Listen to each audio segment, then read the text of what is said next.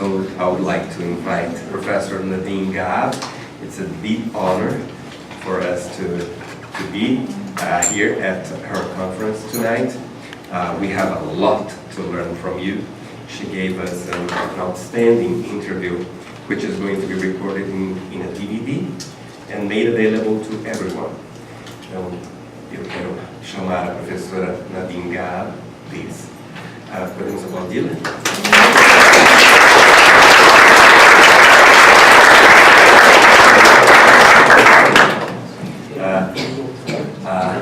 Professor Nadine Gaab vai nos falar sobre o seu trabalho, que é seminal na Universidade de Harvard, na Escola de Medicina e na Escola de Educação.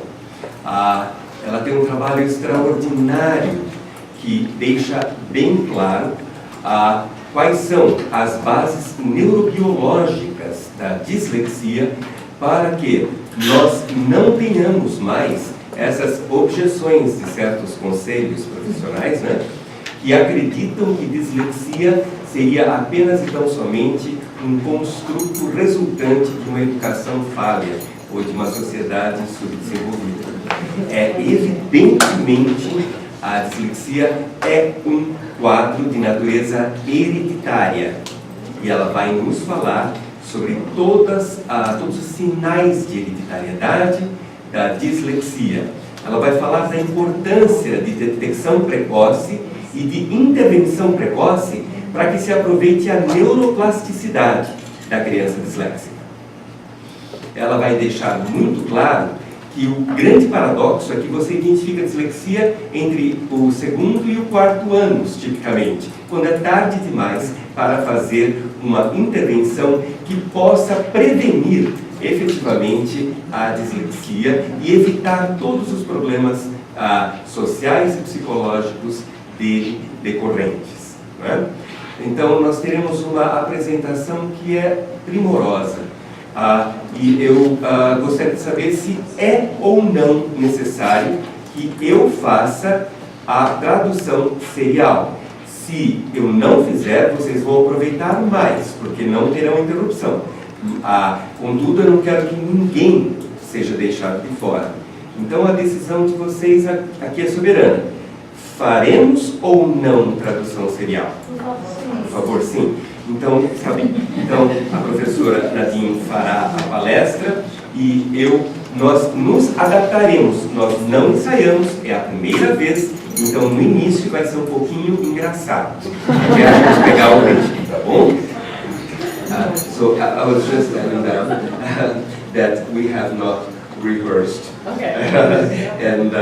and that is our first opportunity to cooperate, and that I will learn from you when the exact moment to begin translation is. Okay? They have voted for serial translation. Okay. So we will try to do that. Yeah. All right. Yeah. Okay. Thank you very much for inviting me. I'm extremely honored to be here tonight. And to learn from you and present the research we've done in the last 15 years. Então, ela agradece muito o convite. Ela disse que ela vai sumariar a pesquisa dos últimos 15 anos e ela está muito honrada de estar aqui com vocês hoje. Ela agradece a presença de vocês. Então, são 15 anos extremamente intensivos, como vocês viram. Aqui um sumário do que ela vai abordar, né? Ela vai abordar, portanto, o desenvolvimento de leitura típico e atípico em crianças que se tornarão disléxicas, né? E a neurobiologia, em que esses cérebros se distinguem, se diferenciam um do outro. E ela vai falar como é que você remedia, trata o cérebro que tem dificuldade de leitura. Ela vai abordar o paradoxo da dislexia, que é exatamente o que eu falei, de que você identifica só entre o 2º e o 4º ano do ensino fundamental, quando é tarde demais para tratar. E o melhor momento para intervenção é no K1 e K2, ou seja, 4 e 5 anos de idade. Né? E, então, qual é o desafio? É identificar precocemente essas crianças para tratá-las no melhor período, quando a neuroplasticidade está no máximo. Ela vai falar quais são os pré-marcadores precoces das dificuldades de leitura antes que ocorra a exposição à alfabetização. Por quê? Quando a criança está exposta à alfabetização, o desempenho dela já carrega uma história de fracasso, né, da dislexia. Então, vamos identificá-lo precocemente para poder identificar os pré-marcadores para poder intervir. E vamos detectar as crianças em risco de desenvolver dificuldades de leitura na infância. Como você faz? Né? Por meio, por exemplo, da anamnese histórico de dislexia na família. Então, um aplicativo de rastreamento, de screening, né?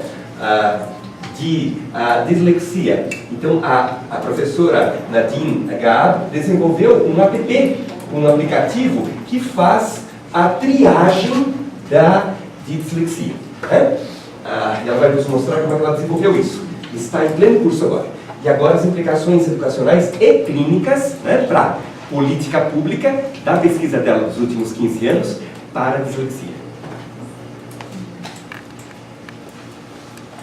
Okay, so here I just put an overview about the timeline of typical reading development.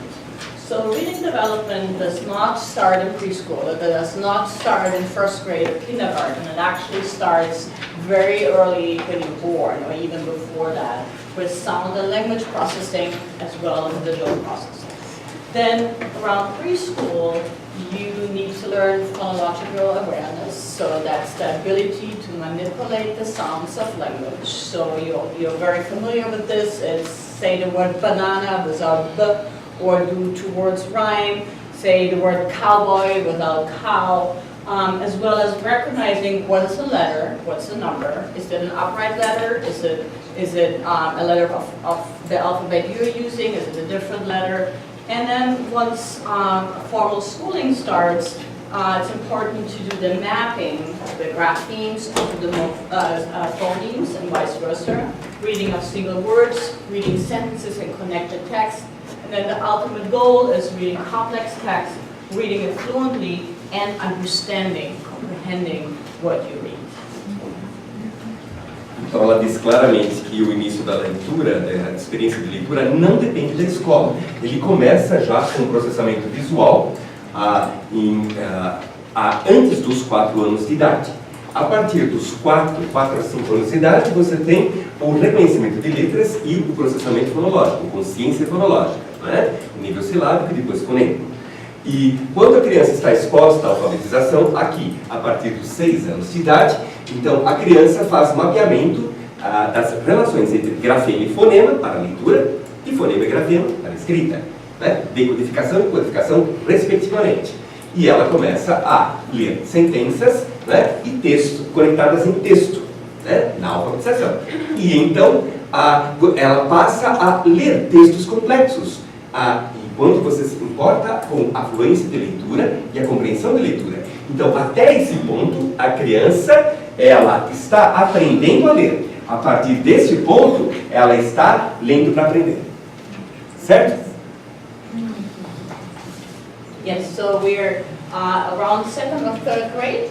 You are switching from learning to read to reading to learn. So here you have a scheme of orthographic transparency of Indo-European languages. And I thought it would be really important to present this here in Brazilian Portuguese speakers. So here you have the spelling system from highly regular to irregular, and you have the orthographic depth from deep to shallow. So you can see that Finnish has a very shallow orthography and it's highly irregular. And then you have English on the other end of the spectrum. And Portuguese is for sure more regular than English, and has more shallow orthography. But I just wanted to present this as a continuum, as well as syllabic structure that's more simple versus complex. Perfeito. Bem, então, ela coloca aqui coordenadas cartesianas, não é? Aqui então é a transparência das relações entre ortografia e fonologia. Aqui você tem altamente transparente e aqui opaco.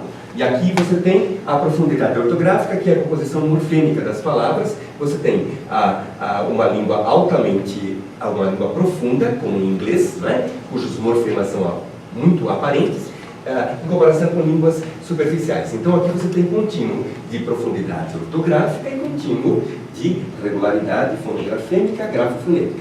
Então você tem a colocação dos vários idiomas aqui. O inglês é uma língua claramente... o inglês é uma língua claramente opaca, exatamente. Muito irregular do ponto de vista grafo-fonético, exatamente. Mas uma língua profunda, né? Em oposição, você tem uma língua superficial, né? Porque a oposição morfêmica não é tão regular, mas é uma língua altamente transparente, que é o finlandês, né? E aqui, então, o português, né, está com uma língua razoavelmente irregular. Agora, o acordo ortográfico foi responsável por tornar, né, o português muito mais irregular, porque ele separou fonologia e ortografia. The Orthographic Agreement 1990 has made Portuguese much more opaque than it used to be. So that would move to the right. Yes. Okay. Yeah. Okay.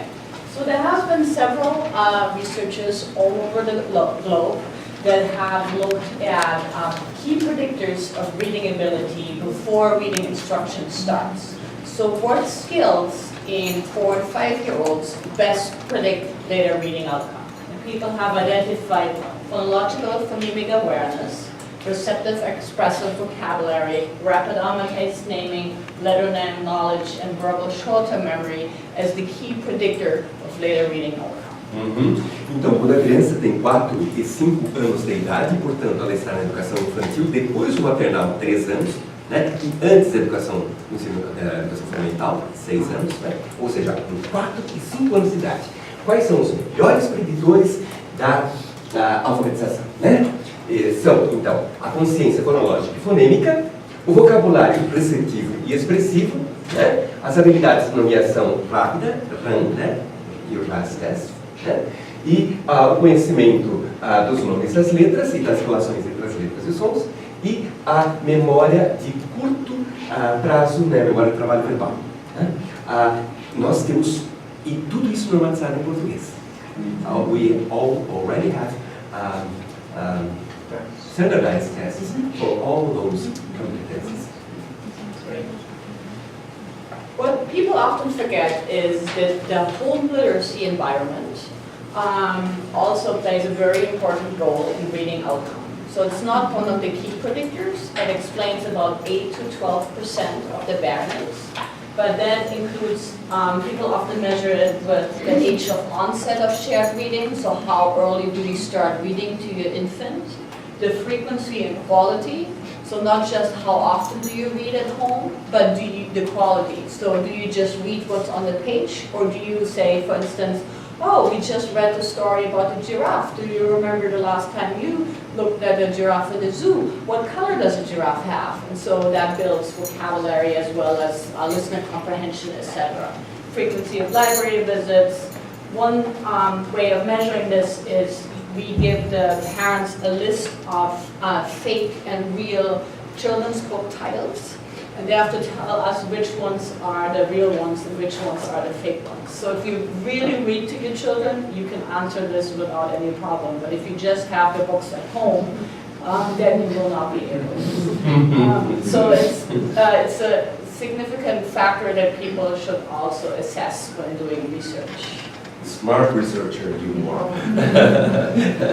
Então, ela está falando que então, o ambiente domiciliar de leitura ele explica de 8 a 10% da variância na alfabetização subsequente. E os elementos importantes aqui para o que acontece na casa da criança é a idade em que a leitura compartilhada começa. Em que momento o pai, a mãe, né, se sentam para ler com a criança. aqueles livros ilustrados, não é? Qual é a frequência e a qualidade da leitura dos livros? E ela diz, não é só sentar e ler para a criança, mas interagir, fazer perguntas, complementar, relacionar com a vida dela, né? Esperar que ela participe, né? Que ela conte a história, né? Lembre da história que ela ouviu. A frequência das visitas a bibliotecas ou a livrarias, né?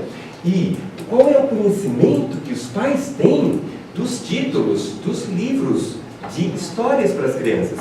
E, muito inteligentemente, a professora Nadine fala que eles fazem uma checklist de títulos fake, falsos e verdadeiros, para que os pais indiquem quais são os títulos verdadeiros. I didn't come up with this. There were other people. Of course. But wisdom is when you use all the resources you have. So, esse checklist é muito bom, né? E ali, então, qual é o estilo de mediação parental durante a leitura compartilhada, né? E qual é a linguagem, ou a língua, né? Os termos que os pais usam durante essa leitura compartilhada para estimular a criança a se apaixonar pelo livro.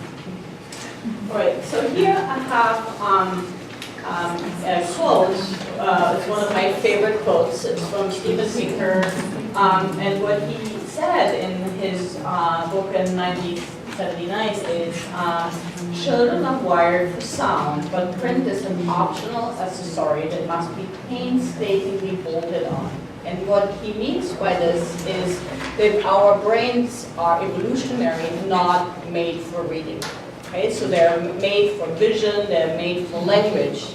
So reading is a relatively new cultural invention, and so creating a reading network is a very difficult and relatively new cultural invention.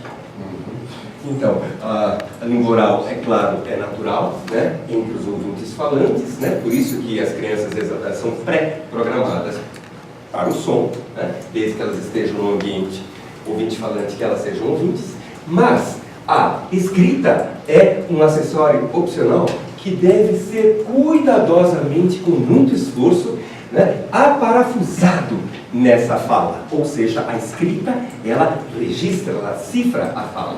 Essa é a mensagem do Steven Pinker, né?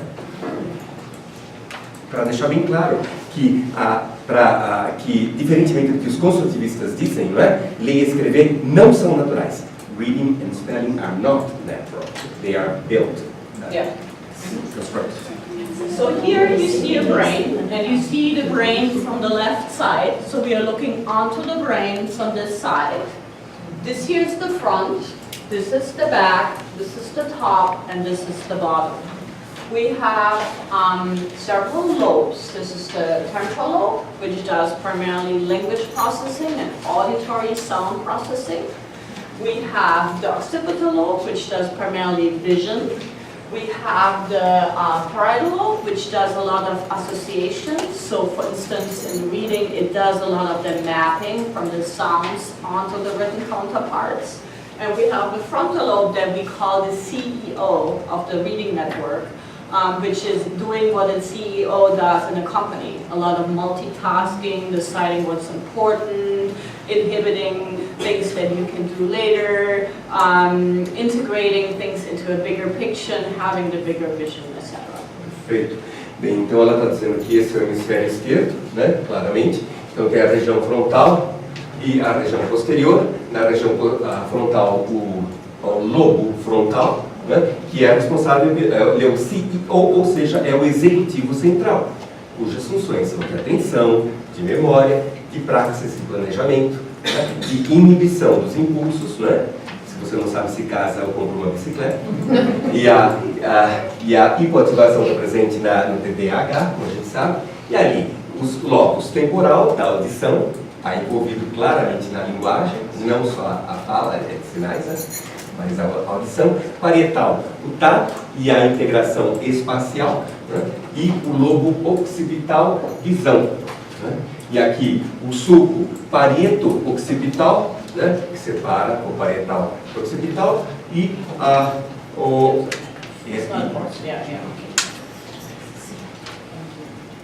Okay, so here I will show you a video. So this is the brain. Again, you will see the brain from the left-hand side. This is the front, this is the back, this is the top, this is the bottom.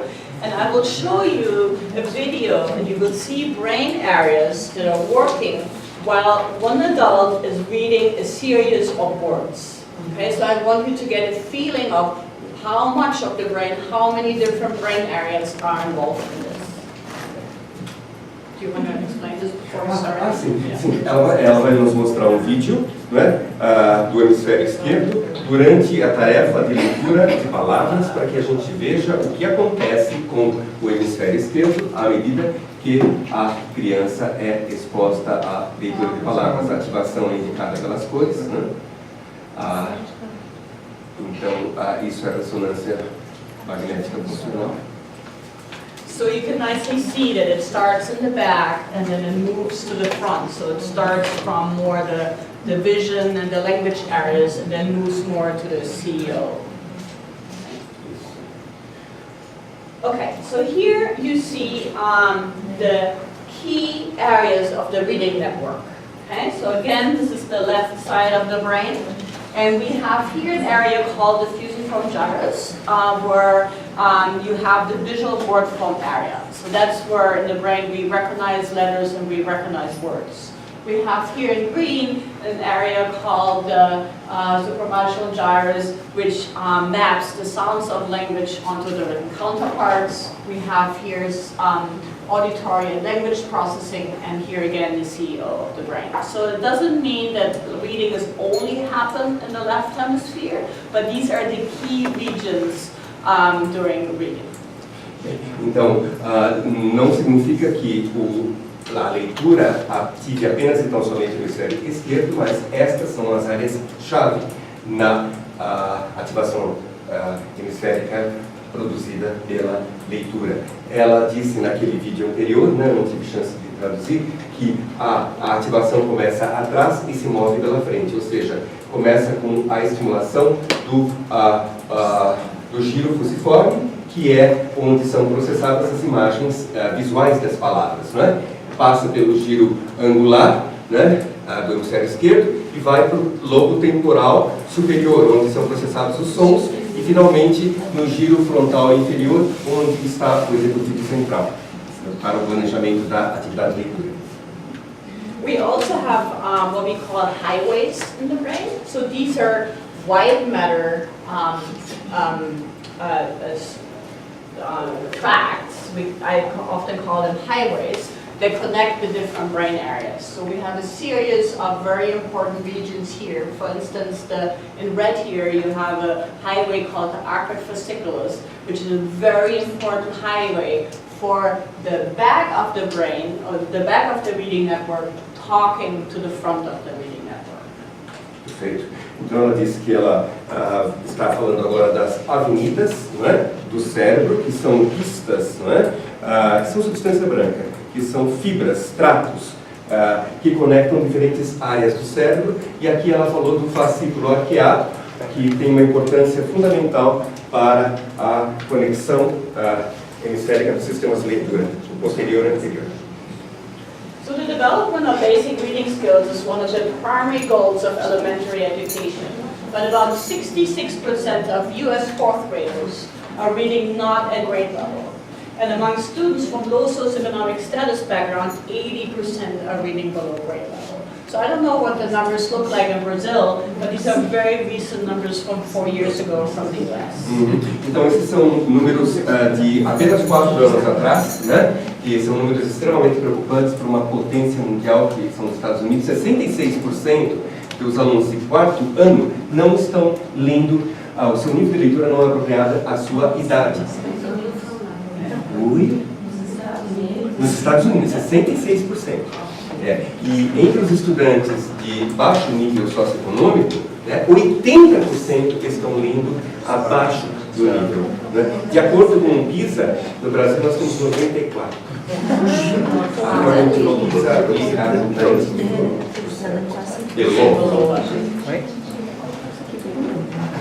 So, what are the factors contributing to atypical reading development?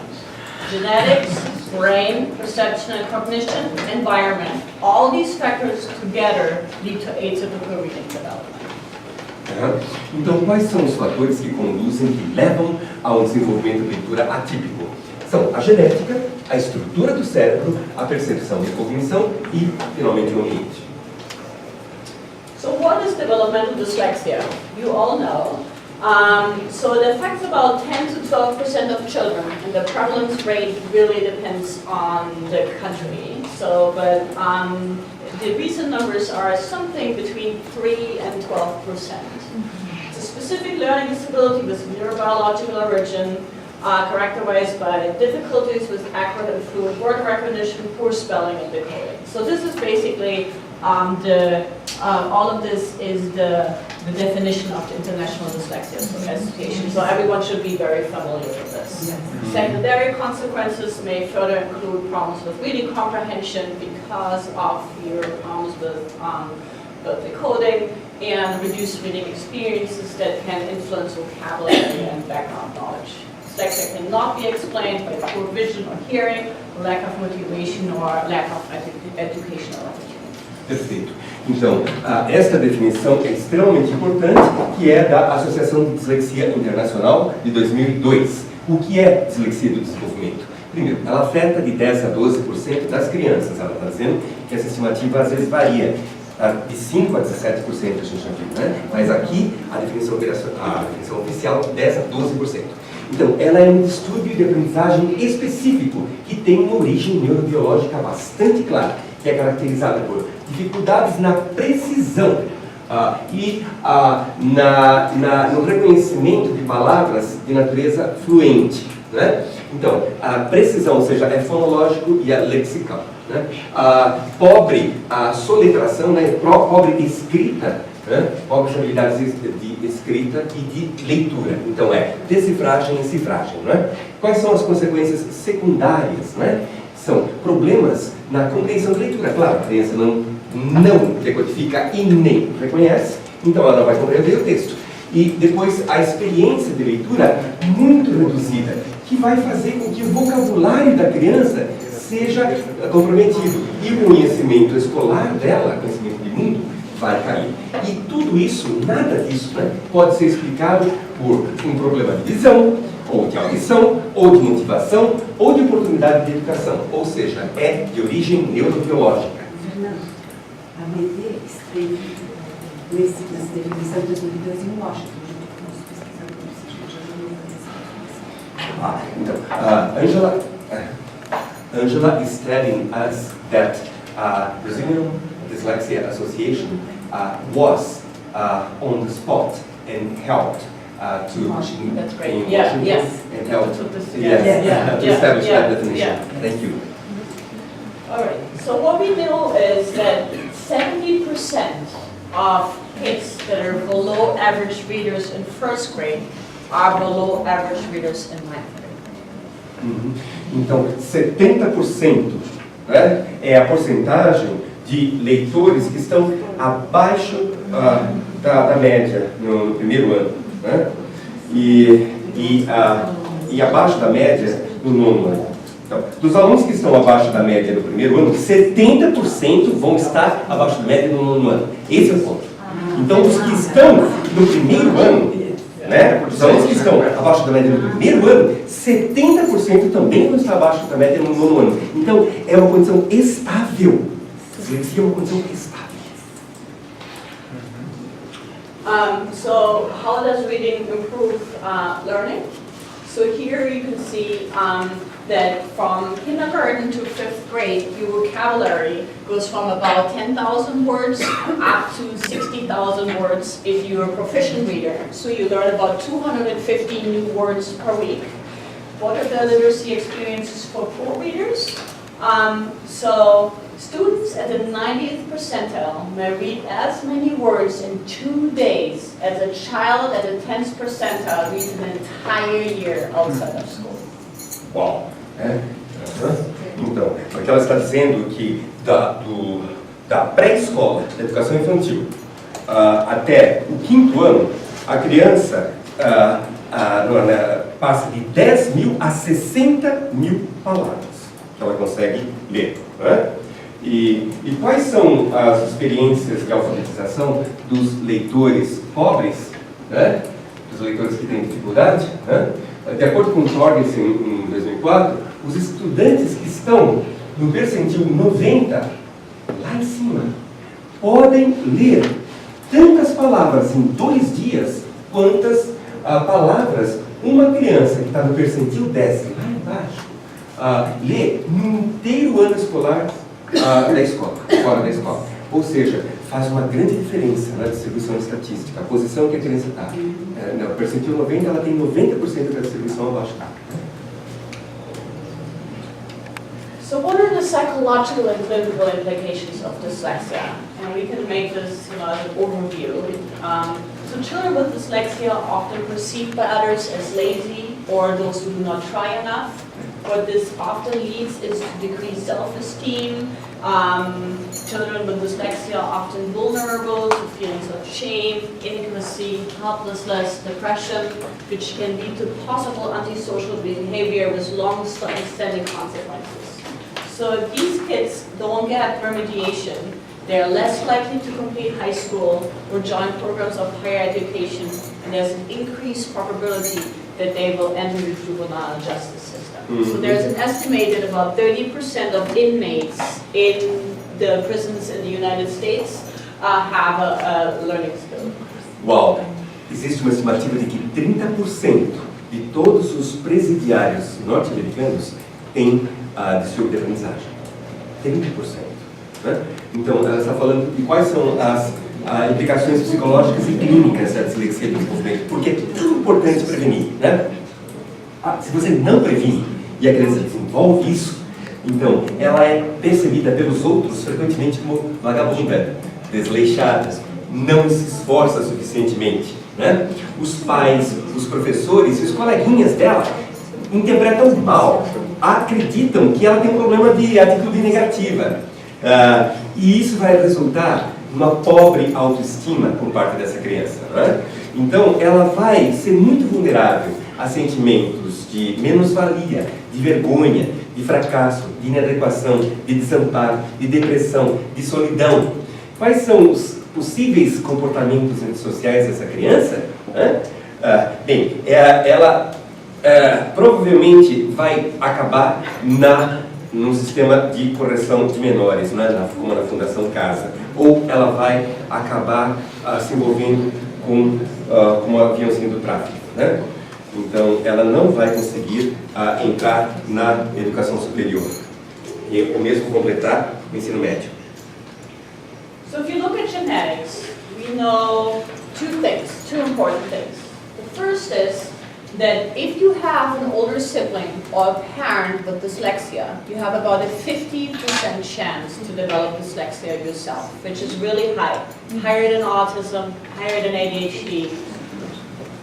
What we also know is there have been several genes identified, but we are very sure that there's never going to be one dyslexia gene. All these genes are dyslexia susceptibility genes, and they are all involved in brain development in utero. So we know they affect how the neurons migrate, how the cortex forms. Então, os genes de dislexia, que são esses daqui, né? dentre os muitos são esses, né? Esses genes vão levar a malformações na época da gestação, malformações cerebrais. Né? E é tão forte a hereditariedade da dislexia que você tem 50% das pessoas que têm um parente de primeiro grau disléxico são disléxicos. 50%, certo?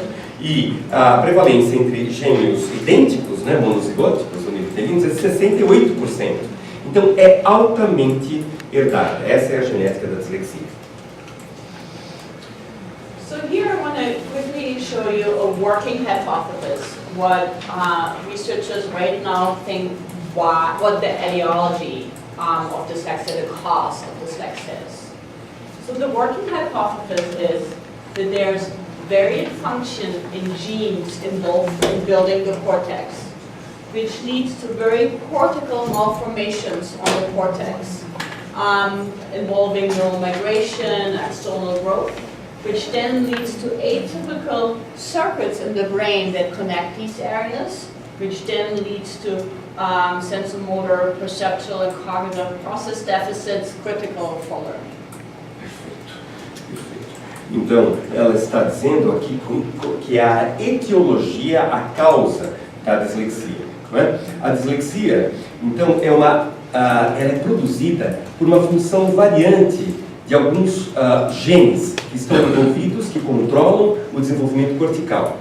E isto vai produzir malformação cortical, envolvendo migração dos neurônios, com desenvolvimento anormal dos axônios, que são os traços da substância branca.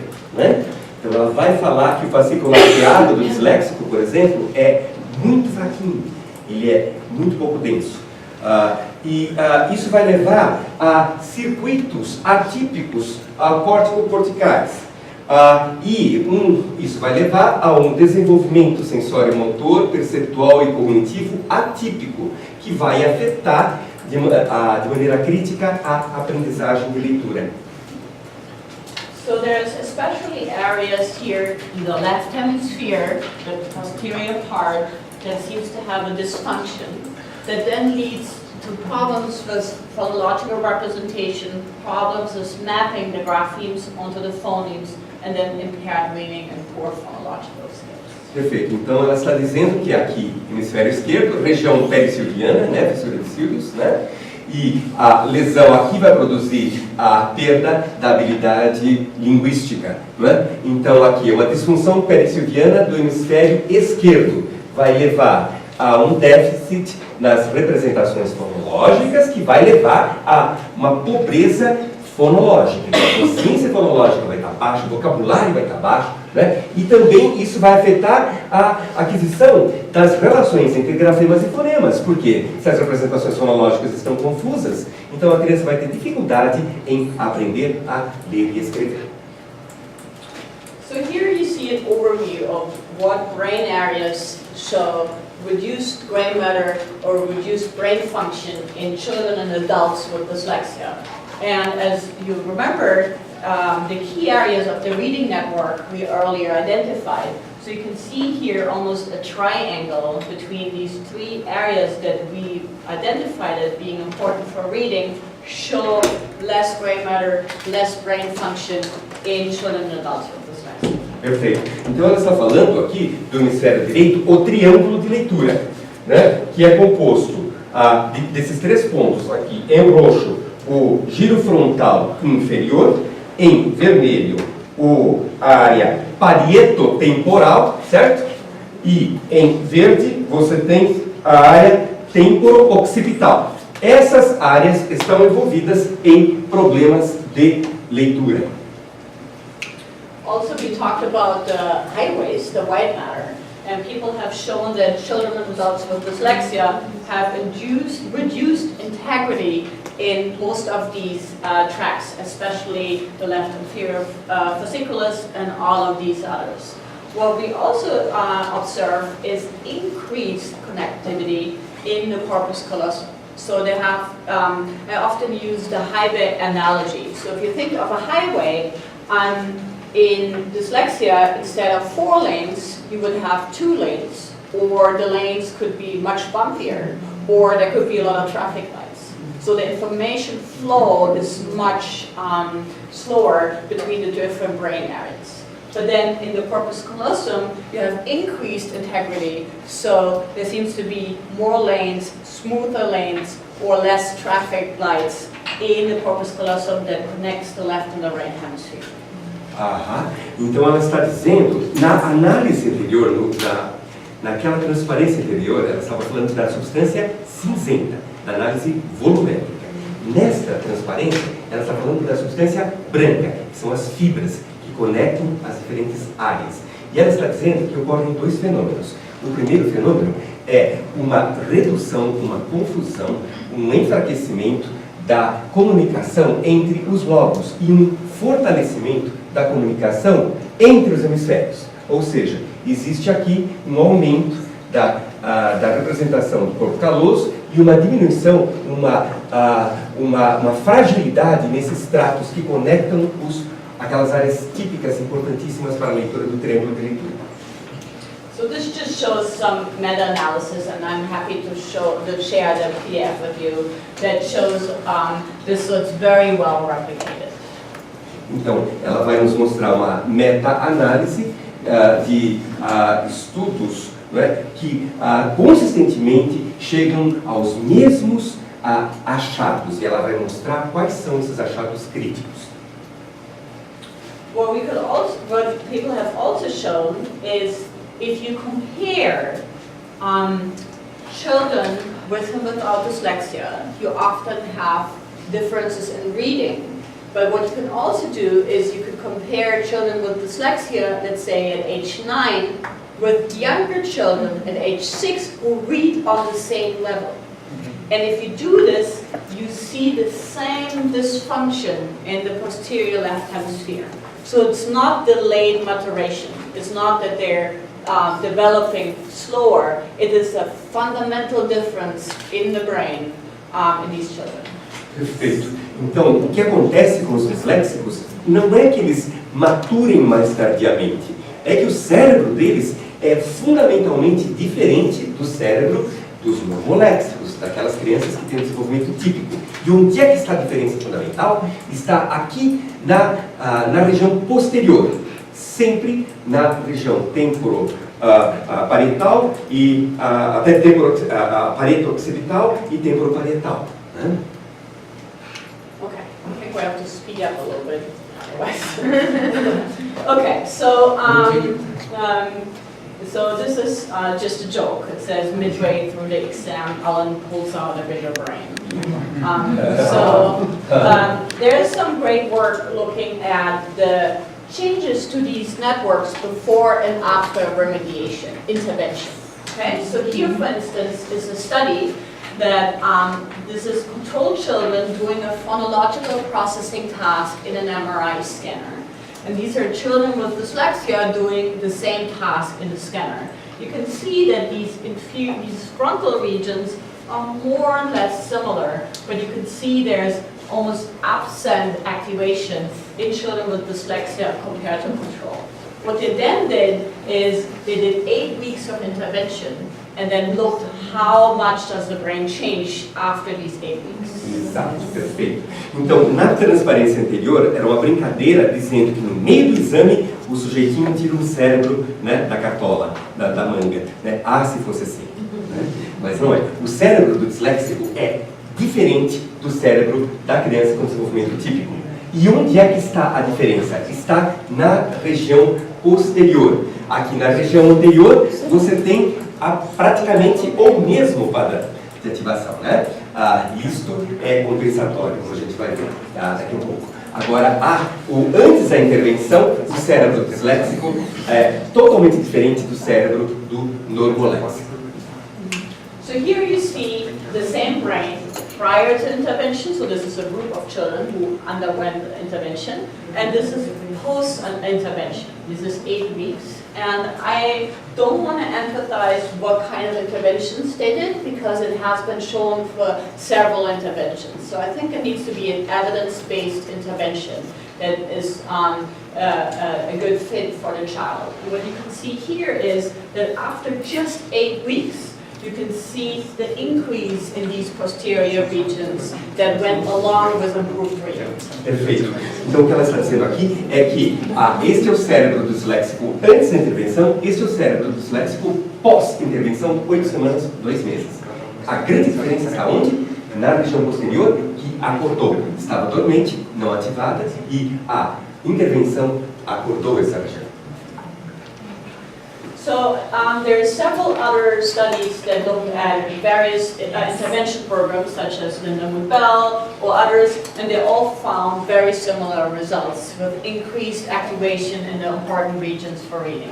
Então, existem vários estudos, como, por exemplo, essa de Linda Bell, que mostram consistentemente a mesma coisa, ou seja, intervenção de aproximadamente 2 meses produz um ganho extraordinário na leitura em várias medidas. Medida fonológica, medida de identificação de palavras e a compreensão de texto.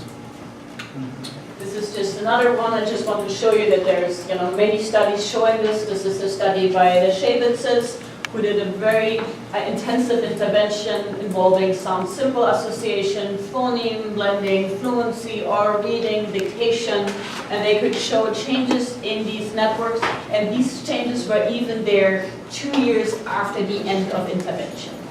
Ou seja, então esse é um estudo com 77 crianças de 6 a 9 anos de idade. Esse da pré-intervenção para pós-intervenção foram obtidos ganhos generalizados em todas essas atividades, né? Esses são os itens de intervenção, e esses ganhos se mantiveram estáveis mesmo 2 anos após a intervenção. Okay, so now we're going to start looking at the dyslexia paradox. The dyslexia paradox is the following, right? So you see the timeline of reading here, and you see the typical window of a dyslexia diagnosis, which is in the US, earliest the end of 2nd, beginning of 3rd grade, but often later. So we have a failure model, or a way to fail approach. The child has to fail over several years before they get a diagnosis of dyslexia. However, many studies have shown that the window for the most effective intervention is in kindergarten and 1st grade. So there's a paradox between when you can get a diagnosis and when the intervention is most effective. Então, esse é o paradoxo da dislexia. Vocês lembram? Isso daqui, olha, gente, é a alfabetização, 6 anos, tá? Isso daqui é de 4 e 5 anos. Isso daqui antes dos 4. Isso daqui é a alfabetização, então aqui 6, 7, 8, 9 anos de idade. Então, entre o 2º e o 4º ano é quando você tipicamente diagnostica a dislexia. Contudo, esse é um modelo destinado ao fracasso. Por quê? Porque a melhor janela de oportunidade, devido à plasticidade neural, é entre 4 e 6 anos de idade para você intervir. So if you look at the evidence, and I'm happy to share this with you, there are meta-analyses showing that the effect sizes in kindergarten and 1st grade are much greater than the effect sizes in 2nd and 3rd grade. So here, Toguson could show that when at-risk beginning readers receive intensive instruction, 56 to 92 of these at-risk children across 6 different studies reached the range of average reading ability. Wow. Isso é extraordinário, né? Então, uma meta-análise comparando os vários estudos de intervenção com pelo menos 100 sessões de intervenção, eles relataram enormes forças do efeito, né? O F, né? O T, né? Muito maiores, portanto, na educação infantil até o 1º ano do ensino fundamental, quando a intervenção é feita nesse momento, do que quando a mesma intervenção é feita no 2º e no 3º ano do ensino fundamental. Ou seja, é importantíssimo intervir precocemente, né? E quando crianças que estão em risco de desenvolver dislexia, quando elas recebem programas de instrução intensivo, de 56 a 92% delas se tornam normoléxicas. Okay, so over the last years, 10 plus years, we have done a series of longitudinal studies where we are trying to see what are the best markers in the brain and behaviorally of later reading outcomes. Early behavioral predictors of dyslexia, very similar to what we presented before, is chronological awareness, short-term memory, rapid naming, expressive and receptive vocabulary, letter naming. And I think the most important part here is that there have been studies, especially from Finland, showing that familiar risk, letter knowledge, phonological awareness, and rapid automatized naming at 3.5 years predicted who will later develop dyslexia and who will not. Wow. Então, quais são os preditores-chave dos problemas de leitura? Não é? São baixa consciência fonológica, baixa memória de trabalho fonológica, baixa nomeação serial rápida, baixo vocabulário expressivo, baixa habilidade de repetir pseudopalavras, especialmente as proparoxítonas, né? E baixa habilidade de nomear letras. Aquilo que existe de mais importante, de acordo com a professora, aqui é que o melhor preditor aos 3 anos e meio de dislexia do desenvolvimento Os melhores preditores são risco familiar. Então, existe dislexia na família. Baixo conhecimento de letras, baixa consciência fonológica e baixa nomeação serial rápida. So, if you look at so I wanted to first introduce to you the Boston Longitudinal Dyslexia Study. So here you have the timeline of reading again, and the usual diagnosis at the end of second, beginning of third grade. But we are trying to identify children at risk way earlier than this. So what we do is we look at preschoolers with and without the familiar risk, and we look at their brain structure, their brain function, behavioral tests. We look at vision and auditory, we look at questionnaires such as socioeconomic status and whole literacy, and we look at their DNA. And then we follow them longitudinally, and the core study was following them all the way to third grade from preschool, but then we have 2 cohorts that we even followed for 7 years and longer. Então, ela está apresentando o estudo de dislexia longitudinal Boston, que é o BOLD, né? E ela diz que ele é dedicado à identificação precoce de crianças que estão em risco de desenvolver dislexia e a fazer o diagnóstico da dislexia do desenvolvimento a partir do 2º ano, 2º ao 4º ano. Muito bem. Eles estão interessados na identificação precoce no ensino infantil, dos 4 aos 6 anos. E o que eles fazem? Eles fazem ressonância magnética funcional, ressonância magnética estrutural, testes comportamentais, eles olham a visão e audição em testes psicofísicos, questionários e DNA. E eles fazem o follow-up, verificam como está a criança antes do 1º ano de alfabetização, antes do 2º ano de alfabetização e antes do 3º ano de alfabetização, para verificar se os sinais se mantêm constantes. So here you see a list of all the tests we've done in these children. It's just a illustrate, and I'm happy to provide this list to you. Excelente. Aqui ela está falando quais são os testes, né? Nós temos todos eles em português, tá? Então, ali, fundamentos de linguagem de avaliação clínica, o teste de consciência fonológica, o teste de consciência sintática, o teste de compreensão de leitura, o teste de nomeação rápida, o teste de inteligência, o teste de leitura de palavras, de fluência, de soletração, conhecimento e compreensão de sentenças. Tudo isso nós temos em português. So inside the scanner, these preschoolers, they are 4 and 5 years old, did the following task. They were hearing 2 words and seeing the objects on at the same time on their screen. So they were hearing goat, gorilla, and they had to decide whether they start with the same sound. If they start with the same sound, they press the monkey button. So they had a really big monkey in one hand, and if not, they would press the other button, because left and right does not work. Então, aqui ela está fazendo um teste de detecção de aliteração, certo? Então, são faladas 2 palavras e a criança deve identificar se as 2 palavras começam com o mesmo som. E se começarem, aperta o grande botãozão do macaco. E ela disse que o direito e esquerdo não funciona com essas crianças, então você brinca e coloca alguma coisa bem conspícua para elas não lembrarem. So here you see our fake MRI machine. So this is a fake one. And so this is how we make the children familiar with the MRI scan, so they can climb on it and run around and press on a button, and we figure out whether Dr. Monkey has a brain. Usually he doesn't. And so after they get very familiar with this, then we bring them to the real MRI machine. Então ela está dizendo que elas dão experiência para as crianças num equipamento de mentirinha. Para as crianças se familiarizarem, eles estão brincando de identificar se o macaquinho tem cérebro ou não. Normalmente ele não tem. E aqui, então, uma vez que as crianças estejam adaptadas ao procedimento, então eles fazem a avaliação.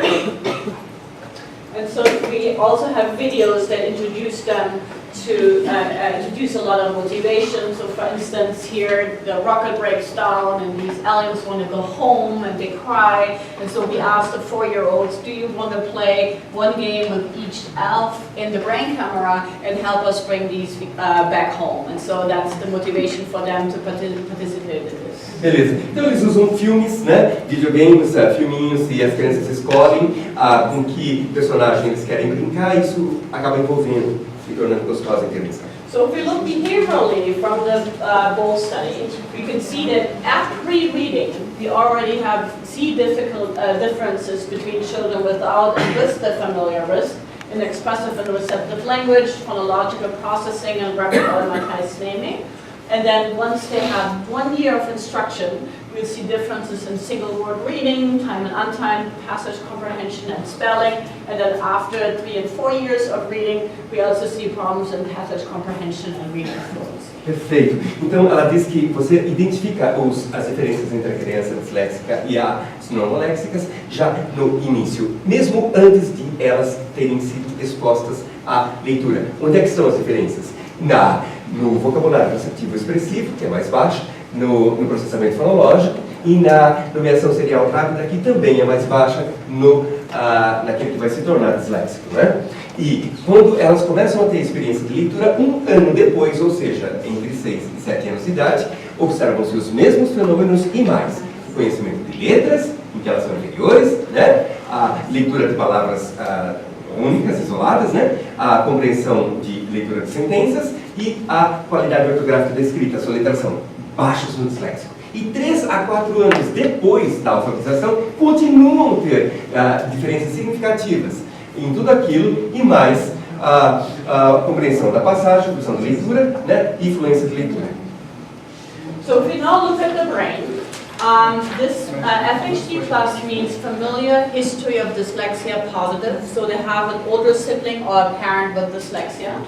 FHD minus means they do not have familiar risk, and here you see the direct difference. And what you can see is prior to them ever stepping into the first day of kindergarten, they already show these characteristic less function in the posterior left hemisphere if they have a familiar risk.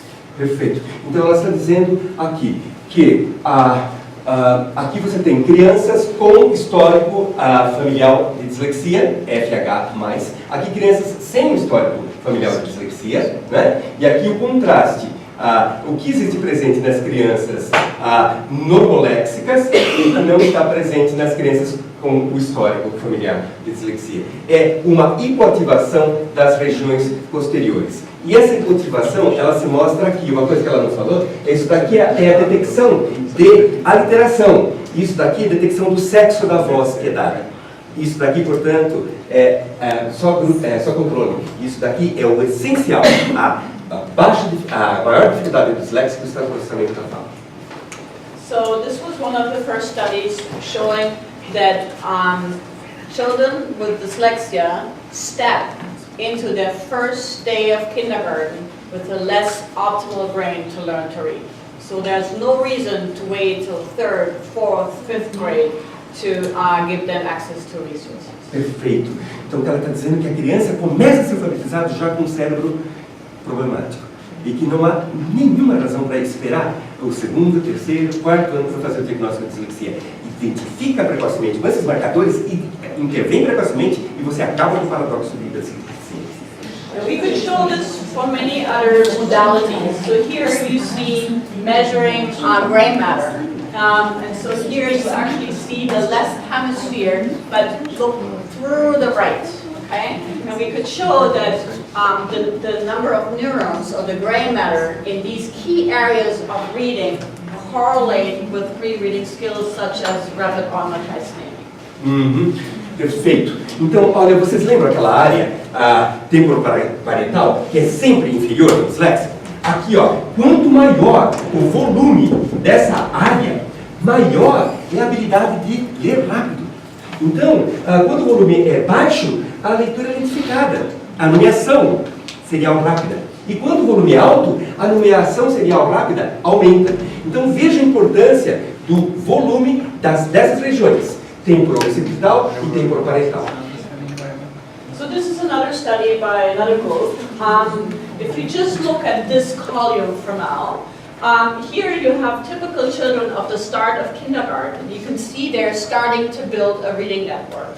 These are at-risk children at the start of kindergarten, so you don't see this yet. These are typical children after 3 months of kindergarten. You can see that there's nicely the start of forming a reading network. You also see changes in the at-risk children, but outside of the traditional reading level. Perfeito. Olha, é fascinante. Só olhe para a primeira coluna. Então aqui você tem crianças com desenvolvimento típico. Veja como está aceso essa parte posterior. Aqui crianças disléxicas. Veja como está apagado. Aqui é as mesmas crianças com desenvolvimento típico, só que após 3 meses de exposição à leitura, certo? E aqui você tem como é que é o cérebro das crianças disléxicas 3 meses após a exposição da leitura. Crianças com risco, né? Você nota que é bem inferior a ativação. 3 meses na educação infantil, não é a leitura, né? Educação infantil. Exatamente. Eles são expostas à instrução durante 3 meses de leitura, não é? E isso na pré-escola, né? Okay? All right. So here, what I want to explain to you is another feature we are looking at, which is called sulcal patterning. But it's basically very easily explainable by the topography of the cortex. So the cortex, if you would take a brain and unfold it, it has mountains and it has valleys. So where the mountain is and where the valley is genetically determined. So it's in your genes and you are born with this. How high the mountain gets and how the mountains talk to each other, that's all happening later. But where the mountain is located is genetically determined. So we thought if we could show that children with dyslexia have different topography of the cortex, that would be a positive evidence for showing that there's atypical in utero development. Perfeito. Então, ela diz que o cérebro, né, córtex é composta de giro e de sulcos. E que, em crianças disléxicas, existe uma alteração no padrão dos giros e dos sulcos. Existem mais giros e os sulcos são mais superficiais. E esse achado da neurobiologia correlacionado com dislexia é de extrema importância para constituir dislexia como um quadro nosológico. We could also show that the size of the arcuate fasciculus, the highway that's really important for reading, correlates very strongly with phonological processing. And we could show this in this study, and this is another study that shows in pre-readers, beginning readers, and fluent readers that you have part of this important highway here that shows reduced integrity. So I explained to you that could be that it's bumpier or smaller or have more traffic lights. And we could show this in pre-reading beginners and fluent readers, and the rate of development of this. So how fast this track developed differentiated if these kids became good readers or poor readers later. Perfect. Can you return 3 slides, please? Yeah. Just one more. In here. Veja aqui, ó. Aqui você tem a similaridade ao grupo típico e aqui você tem o teste de eficiência de leitura. Tá? Quanto maior a similaridade estrutural entre o cérebro do disléxico e o cérebro do monoléxico, tanto maior é o desempenho de leitura dessas crianças. Ou seja, você pode rastrear a leitura pela anatomia, pela estrutura do cérebro. Next. E aqui você tem o fascículo arqueado. Quanto maior o desenvolvimento do fascículo arqueado, quanto maior o volume, não é? Maior a habilidade de fazer adição silábica, adição fonêmica. Então, ou seja, a adição fonêmica vai depender, é uma competência metalinguística que vai depender de quão bem formado está esse trato chamado fascículo arqueado, que é substância branca, né? E aqui ela está falando dos nodos, aqui ela está falando dos nodos do fascículo arqueado, né? Quanto mais desenvolvido esses nodos do fascículo arqueado, você tem que medir isso, tanto maior é a competência de leitura das crianças. Yes. aqui você tem leitores pobres em vermelho, leitores bons em azul, e aqui você tem a idade em anos e o desenvolvimento volumétrico do fascículo arqueado. Então você tem que os bons leitores têm um desenvolvimento volumétrico sempre superior ao desenvolvimento dos maus leitores. Muito embora, com o progresso da idade, os dois melhorem, mas a melhora maior é dos bons leitores. Ou seja, é o princípio de Mateus, os ricos cada vez mais ricos e os pobres. So another study I wanted to introduce you today is Project READ. We did this with John Gabrieli at MIT. And what we did is we identified 21 partner schools in New England. So these were schools with really low socioeconomic status, really high socioeconomic status, religious schools, private schools, public schools. And we screened almost 1,500 children with a 30-minute battery for these early precursors of dyslexia. Then we took 180 of them and oversampled the children at risk and then followed them longitudinally. And I want to tell one important story here. So when I approached these school districts, we said, dear school district, we are coming for free into your school, and you tell us when, in the summer before school starts, in the morning before classes start, in the afternoon, one day, the whole day, 6 weeks, little by little. We want to screen every kindergartner for free. In return, we give you the results for each child. We give you professional development for all your teachers, what to do with these kids. And we do brain awareness days with the kids and bring big brains and teach them. And we do parent info sessions. Do you want to sign up? So we had we thought everyone would say, me, can we sign up? So we had a lot of school districts who said, we don't want you anywhere close to us. And we said, why? They said, because if you Harvard and MIT, identified children at risk in kindergarten, we have no resources. We don't want to shift the resources. We have no personnel. We have to train them. That's all too much work. No. We let them fail, and then by 3rd grade, they will still fail, and then we have all these things in place, so we don't want you anywhere close to here. Wow, for good behavior. Incredible. Ela acaba de escrever uma coisa que aconteceu com muita gente aqui, só que numa escala bem menor. Todo mundo aqui já passou por isso. All of us have went through the same thing, but in a much smaller scale. Então o que ela está falando é que eles fizeram uma triagem de 1.433 crianças, de 21 escolas públicas, escolas particulares, levaram em consideração o nível socioeconômico, a etnia, a raça, o tipo de escola, convidaram as crianças com e sem risco de desenvolver dislexia para participar de um estudo de segmento com a neuroimagem, olha que extraordinário, e eletroencefalograma. Né? E seguiram essas crianças para ver 180 delas, selecionaram 180 crianças. E fizeram neuroimagem, eletroencefalograma, e seguiram essas crianças para ver quais são as medidas da educação infantil que melhor predizem a habilidade de leitura escrita no 1º e no 2º ano. Enorme estudo, certo? Agora, o que ela falou? Que eles ofereceram de tudo para as escolas. Olha, eles ofereceram o quê? Nós vamos fazer a semana de consciência do cérebro, nós vamos chamar todas as crianças, vamos fazer uma atividade lúdica para elas poderem se simular, vamos falar com os pais, vamos distribuir materiais lúdicos. Ela achou que todas as escolas fossem dizer, eu quero. E de graça, tudo de graça. E aí o que ela descobriu? Que muitas escolas disseram, não, nós não queremos que você chegue perto da gente. Por quê? Nós vamos deixar as crianças fracassarem, e quando as crianças fracassarem, nós conseguimos recursos, então, fracassarem 1, 2 anos. Nós já passamos por isso.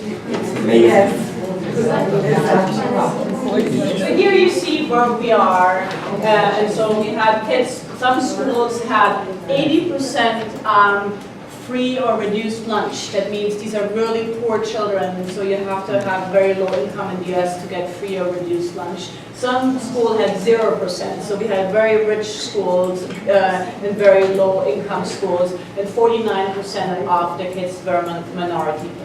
Então, era uma amostra bastante variável, mas tinha criança extremamente pobre, 80% delas precisavam comer na escola, porque senão elas não tinham o que comer. Lembra do Brasil? Em Brasil, much worse. E era uma população muito diversa etnicamente. 49% era de origem étnica diferente. And so this is the last one before we have a small break. But what we did is, here you see the screening variables, okay? We looked at IQ, we looked at phonological awareness, we looked at working memory, we looked at rapid on-matized naming, and we looked at letter sound knowledge. We fed all of these 1,200 children, we fed into a computer program, and we asked the computer program, show us distinct groups that are very homogeneous within the group, but very different between the groups. And so you have, for instance, here in black, children who are 0 here is a z-score is average, who are among the 1,200, average on IQ, average on phonological processing, average on working memory, rapid on-matized naming, and letter sound knowledge. In purple, you have kids who are 1 or half a standard deviation above the average. So these are groups of kids you can find in schools. Now it gets interesting. So now we look at risk profiles. For instance, here the turquoise one, you see they have average IQ, average phonological awareness, average working memory, really low rapid on-matized naming, and then average letter sound knowledge. And then you have other risk groups such as here, where you have phonological awareness and working memory really low, but then RAN also reduced.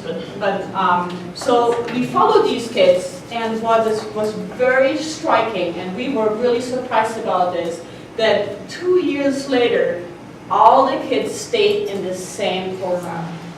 Okay, so if you were at risk for rapid on-matized naming in kindergarten, 2 years later, you still were at risk. Okay, so if you had low phonological awareness, low working memory in kindergarten, 2 years later, you had the same profiles. So that just shows that these profiles are very stable over time. So we will have a break after this. After this, yes. Então, a última coisinha para fazer o nosso estômago parar de roncar. Então, são 6 perfis bem claros aqui, que se mantêm constantes 2 anos depois. Né? Tem crianças que têm muita dificuldade com nomeação rápida, tem crianças que têm muita dificuldade em memória de trabalho, tem crianças que têm muita dificuldade em consciência fonológica, né? E tem crianças que, que estão em risco de dislexia. 2 anos depois, esses mesmos perfis se mantêm estáveis. Ou seja, não adianta, você precisa fazer intervenção. Se você não fizer intervenção precoce, o mundo não vai mudar. Okay, so the next part will just look at babies and how does the brain profiles look at babies, and talk about the tablet screening that we do, and then we can start a discussion. Muito bom. Então, nós vamos olhar os bebês no próximo, depois do intervalo, né? Depois nós vamos ver o aplicativo dela para rastreamento, né? Para detecção precoce, screening de dislexia. E nós vamos ver as implicações clínicas e educacionais da pesquisa aos 15 anos da professora Nadine Gaab. Então, ela vai nos falar agora. A questão fundamental é: será que a dislexia é uma condição dependente do ambiente, como pensa um certo conselho profissional, né?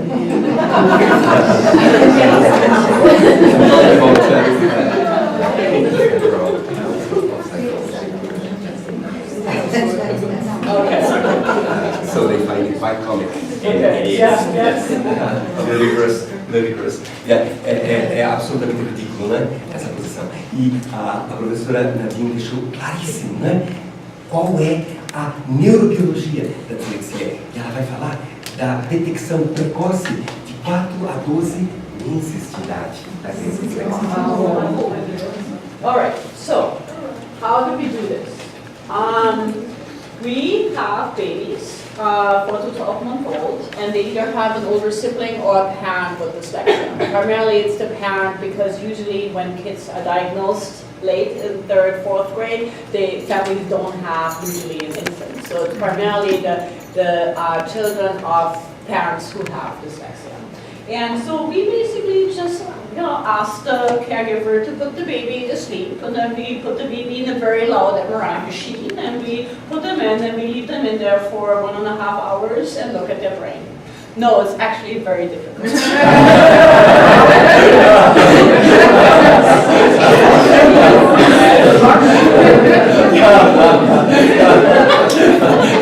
Ela falou assim que isso é muito tranquilo, né? Que ela convida a mamãe ali, né? Tipicamente são os pais dessas crianças que têm dislexia, ou o pai ou a mãe, né? Porque elas são tão novinhas, né?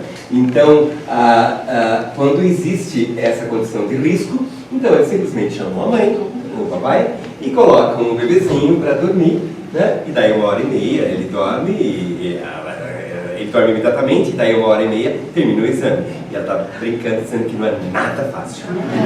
E eles têm que fazer uma série de manobras para convencer a criancinha a dormir. So what we do is we try to mirror their sleep environment at home. So we ask them whether the kid is a good napper. If they are, they can come during the day. So they may tell us, like, my kid takes the best nap around 9 a.m. Or we also do it at night. So some say, forget about it, very light sleeper, you have to do it at night. And so then we invite them by 10 p.m. and then we do it at night or even later. And so what we do is we are mimicking their sleep environment at home, and we have many, many options. So mom can breastfeed on a rocking chair, we can put the baby in this crib here and step out, and the baby puts itself to sleep. We have lullabies and balls and swings and carriers, so we are really good at putting other people's babies to sleep. E ela fala então que ela faz um ambiente extremamente atraente para a criança, né? Com a cadeira de balanço, né? Para a mamãe dar de mamar para a criança dorme, ou põe no chiqueirinho, ou põe no bercinho, põe uma musiquinha de lullaby, né? Assim, uma musiquinha para aquecer a criança. E eles acompanham o ritmo circadiano da criança. Então tem crianças que dormem à noite, né? Noitão, esqueça. Só a partir das 10 da noite que ela está dormindo. Ótimo! Então ela abre o laboratório às 10 da noite. Né? Ou de manhã, a hora que a criança faz o soninho, lá está ela abrindo o laboratório. Some parents even ask us if they can take the machine home.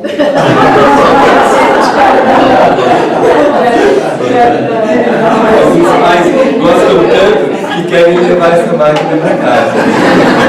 E ela está comercializando aquele negócio da maquininha.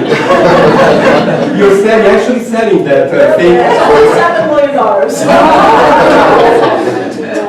Okay, so here you see, this is actually my daughter. I have 3 children, 7, 5, and 2. And this is my oldest, she's now 7 in 2nd grade. When she was a baby, we started this study, and so she was our photo model for the website. Ela usou a filhinha dela como cobaia, né? Aqui ela era um bebezinho, hoje já tem 7 anos de idade. Por essa foto dá para ver claramente que essa não é qualquer criança, né? E é a filhinha dela, né? E ela, como todos nós, né? Colocamos os nossos filhos na nossa pesquisa. A minha foi vítima, my daughter was victim, that is, the subject of a number of things. So, I also wanted to show you that we also do this work in Bangladesh, for instance. So we have a study right now by the Melinda and Bill Gates Foundation, where we're interested in how babies develop who grow up in a slum versus a middle-class family in Dhaka, Bangladesh. And so we actually set up as the only MRI machine in the country of Bangladesh, lovely Tesla. And so it was quite funny because we were asking these moms, so what's the best time of the day when the baby naps? And American moms would say 9 a.m. or noon after lunch, or and so these Bangladeshi moms just said they sleep when they're tired. We're like, okay, like, so how do they best sleep? Like, do you have like balls or swings or lullabies, or what? They're on me the whole time. When they're tired, they sleep, and when they're done, they wake up. Quite different.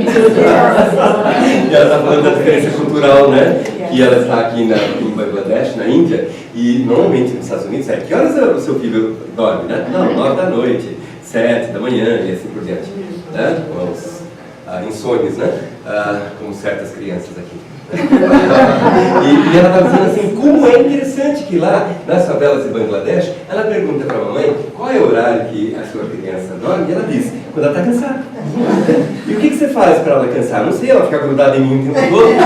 Eu estou trabalhando, correndo de um lado para o outro, chega uma hora que ela cansa e ela dorme em mim, né? Provavelmente, então, ela usou isso para os seus sujeitos.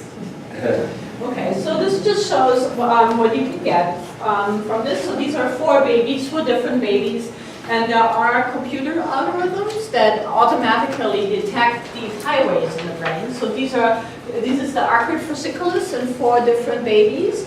And you can see how different the structure looks. And what you can then do is you can then extract this and then do quantitative analyses and look at the shape, but also different segments, and see whether they differ in kids who have a familiar risk of dyslexia versus not. And then you can also see whether it correlates with language or later reading, because we follow these kids over many years. Many years, ok. Então ela está falando que aqui você tem 4 bebezinhos, né?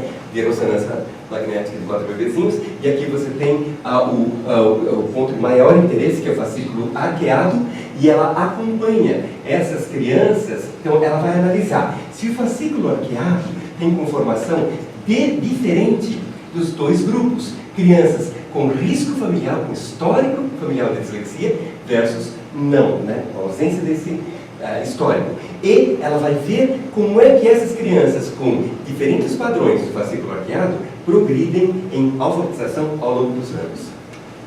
And what we found is that in the arcuate fasciculus, if you have a familiar risk of dyslexia in infancy, you already have reduced integrity in these segments compared to children who do not have a familiar risk of dyslexia. Perfeito.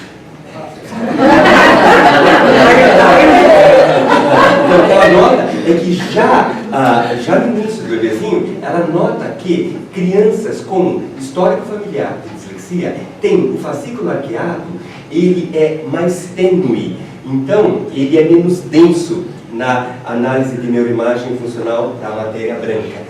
E ele se desenvolve mais lentamente. E, então, esses traços já estão presentes nos bebezinhos, de 4 e 12 meses. What we also did is we correlated the integrity in these tracts with language right there when we saw them. So there are some language measures you can do in infants. So if you call their name, if they look at you, we look at expressive, babbling, and things like this.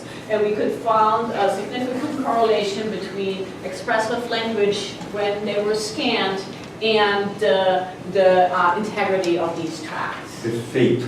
Então, a integridade do trato neural, né, conjunto de fibras, é medida por essa anisotropia fracional.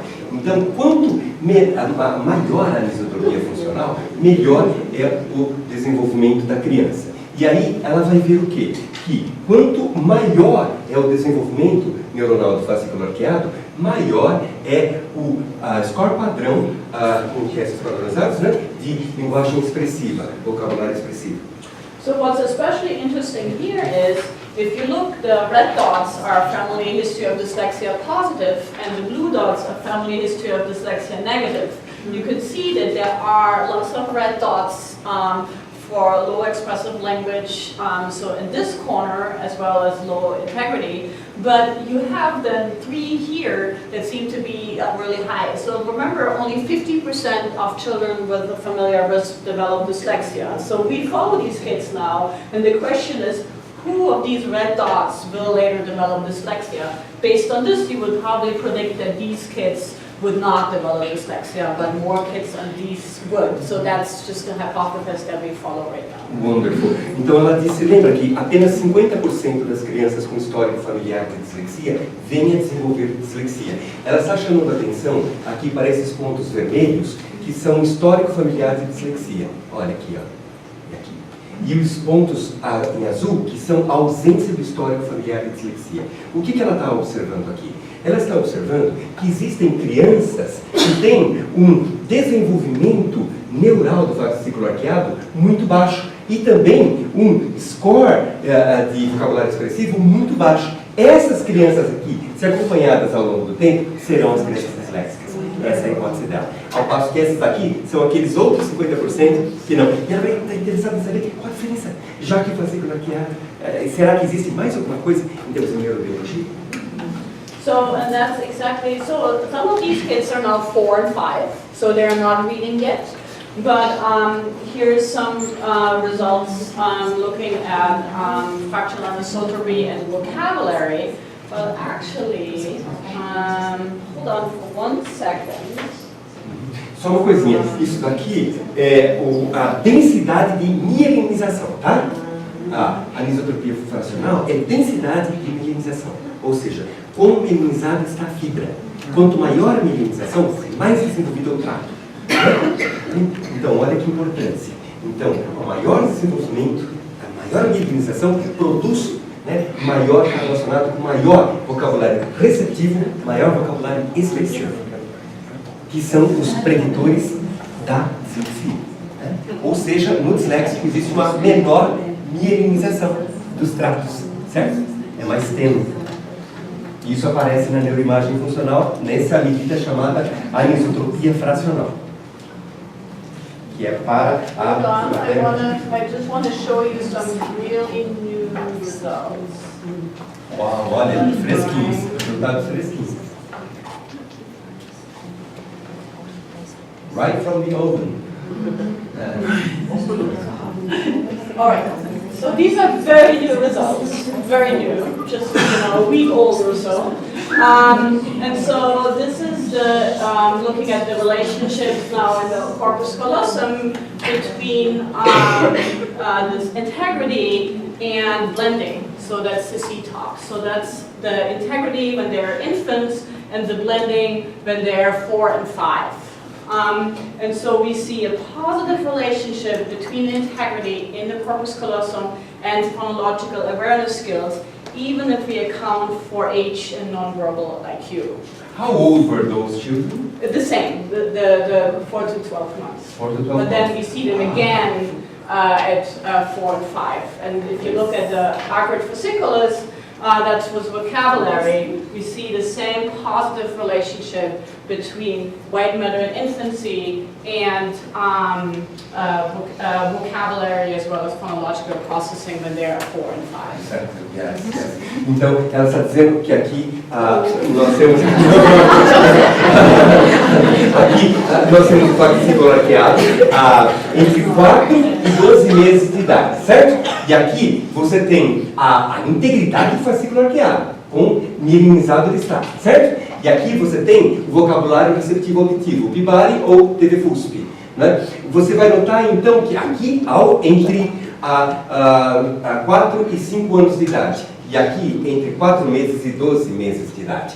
Então, vê bastante fortemente, né? Quanto maior a integridade do fascículo arqueado entre 4 e 12 meses, maior é a compreensão da fala por meio da escolha de figuras, né? Vocabulário receptivo, auditivo. E esses dados têm só 1 semana de idade. Porque ela acabou de obter, então, they are fresh.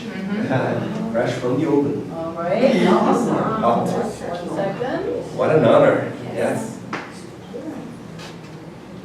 Yeah, I've got all these great students in Boston who are working on this and sending me slides while I travel the world. O pessoal de Boston está fazendo, mandando slides para ela, enquanto ela viaja pelo mundo, e ela vem e vai divulgando. And we are the happy ones. Nós somos os felizardos. Okay, so to summarize this card, you see that there are changes in infants who have a familiar risk compared to without. We saw almost the same segments in pre-readers, beginning readers, and fluent readers. Yes. Então, veja como é o desenvolvimento atípico do fascículo arqueado, da infância até o final da educação fundamental. Não é? São esses mesmos pontos, então, predizem bastante o desempenho futuro de leitura, o grau de desenvolvimento deles, entre 4 e 12 meses. So if we now go back to solving the dyslexia paradox, we think that we want to move from a failure model to a support model. The support model would be early screening for dyslexia risk, accurate identification of students with dyslexia. This goes with support evidence-based early intervention. So what we think should happen is, and that's a big project, is you screen, and we'll talk about screening, but you screen every kindergarten or before kindergarten. You identify unique risk of the child, so they have low awareness, they have low vocabulary, etc. You do intensive teacher training, and so that the teachers feel empowered to work on these skills in preschool, in kindergarten, within general education, so that hopefully these kids never develop reading problems.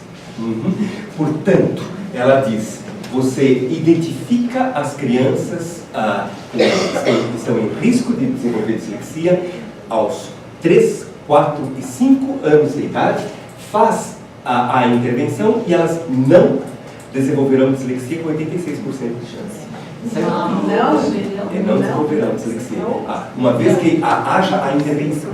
Né? Então, agora, quais são esses marcadores precoces? Ela falou que são vocabulário receptivo, compreensão da fala, vocabulário expressivo, produção de palavras. E eu devo lembrar que nós temos os mais precoces instrumentos do mundo. Nós identificamos com 18 meses de idade o atraso de linguagem expressiva e receptiva aqui no Brasil. Eu trouxe os testes aqui para quem quiser ver. Então, a consciência fonológica, então, vocabulário expressivo, receptivo, consciência fonológica, nomeação rápida, certo? Todos esses são os marcadores precoces. Compreensão da fala. So ideally, that as we discussed earlier, would that lead to lower rates of dyslexia diagnosis and improved reading outcome in children with dyslexia? Perfeito. E esse é o modelo de suporte. Esse é o modelo de suporte.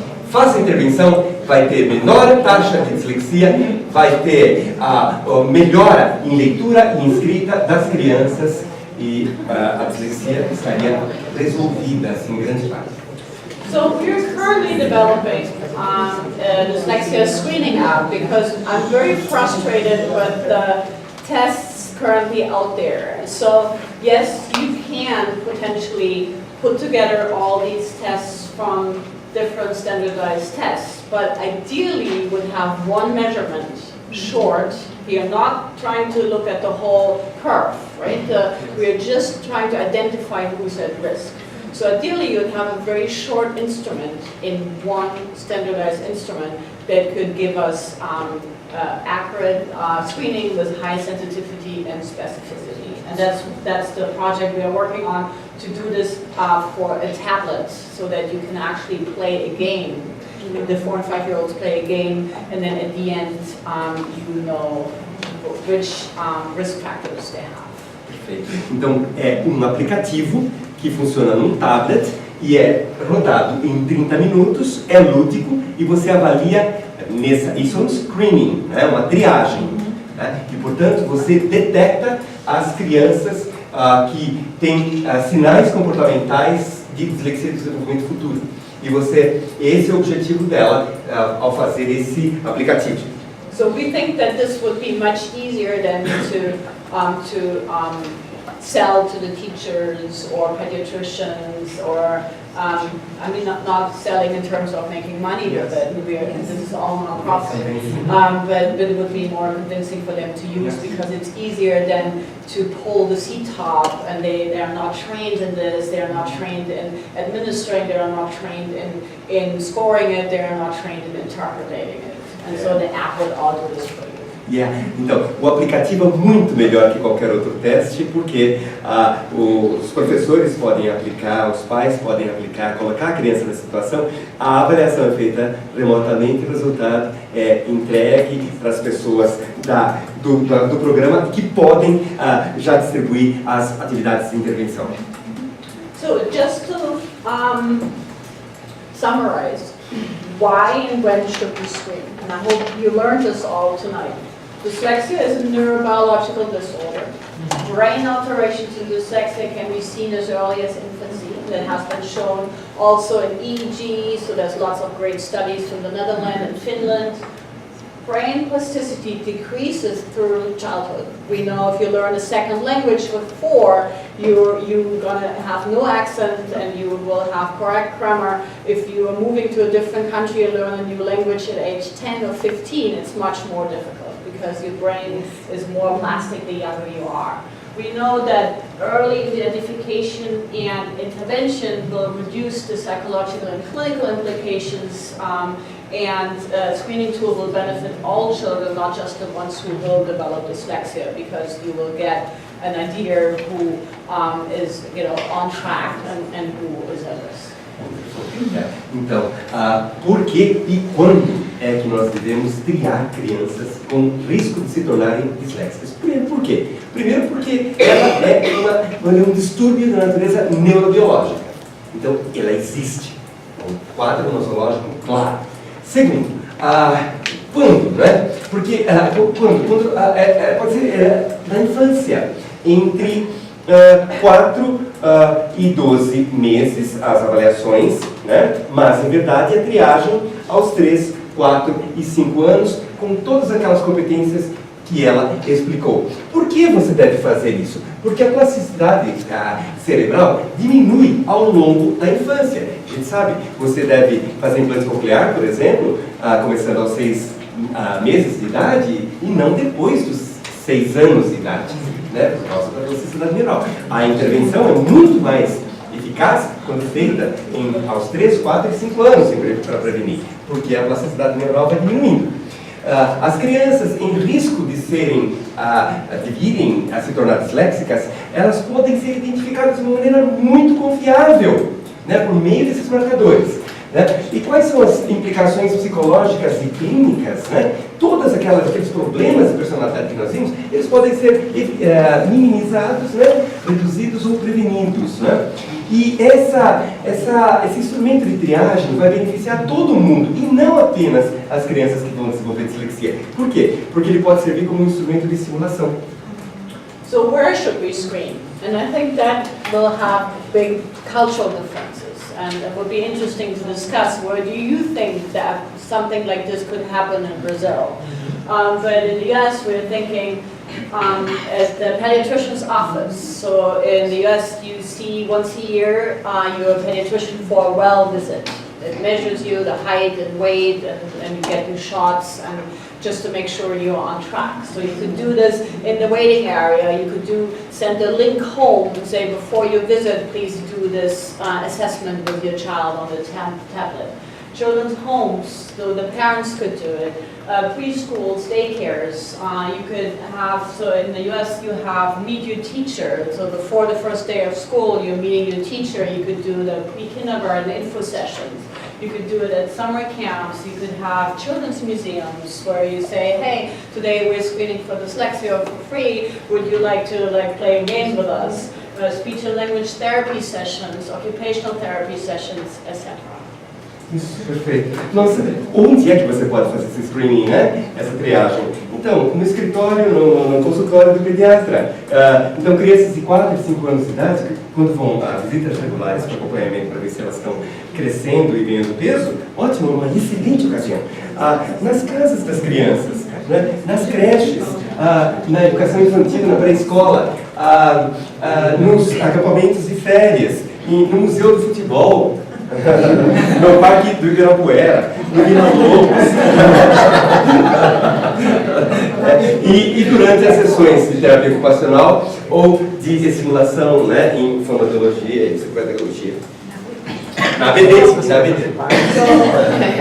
What do we recommend? So in the app, we will put in phonological awareness, a phonological short-term memory measure, a RAND measure, other sound knowledge, vocabulary, oral comprehension or listening comprehension.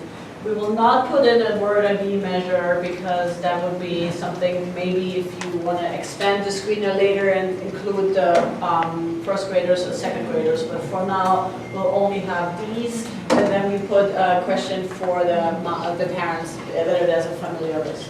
What is really important is we don't want to release the screener without having good evidence-based information in place. You can screen the whole world. If you don't have a response to the screening, it's useless. It's just a waste of time. What we're also going to do is we're going to have a second part of the app where after the screener, it will tell you whether the kid is at risk and in which areas. And then it will give you videos for parents, videos for teachers, showing you what can you do in the classroom to address these. It has sample curricula that you could download. It has material that you can download and things like this to like really make it easy for the teachers, for the clinician, for whoever wants to work with the child to get access to this. And so I think this kind of model would have the biggest impact globally. Wow, it's a complete package. Então essa bateria de triagem é recomendada para crianças de 4 e 5 anos de idade. O que ela inclui? Ela inclui tudo isso menos um teste de leitura, que seria mais apropriado para crianças a partir dos 6, 7 anos de idade, né? Então, o que é que ela vai avaliar?